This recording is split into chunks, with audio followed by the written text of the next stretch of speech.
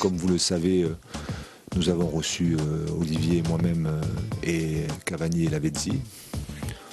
On a eu quelques dialogues avec eux, des explications. Et à la suite de cela, le club a pris des sanctions financières, mais ça je ne rentre pas dans le sujet, sportives. Et là ça me concerne puisque c'est moi qui les ai prises, avec l'appui, je le dis, et le soutien du club. Et donc voilà, les sanctions vous les connaissez puisque c'est tout d'abord un entraînement à l'écart du groupe jusqu'à samedi prochain. Et aussi, bien sûr, non-convocation pour les 2 matchs qui se présentent à Montpellier et à Bastia. Voilà, dans un premier temps c'est ça, on fera le point.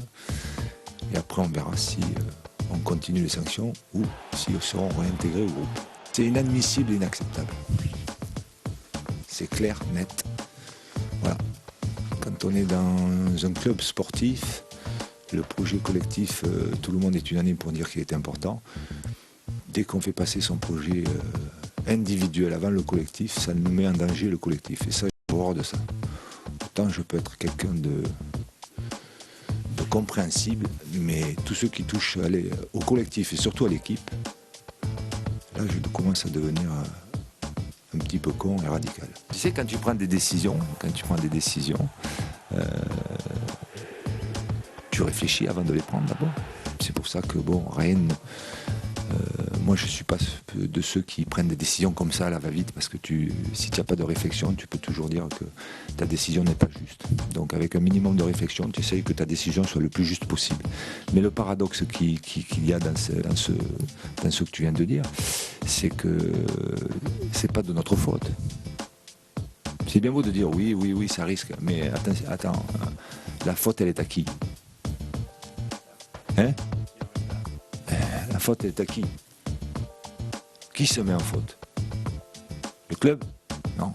Qui se met en faute? C'est les joueurs. Le paradoxe qu'il y a là-dessus, c'est que toi tu dois prendre des sanctions vis-à-vis de ces joueurs, et en même temps, si tu réfléchis un peu, tu te prends des sanctions vis-à-vis de toi-même. Et qui c'est qui va payer la note à la fin? C'est moi.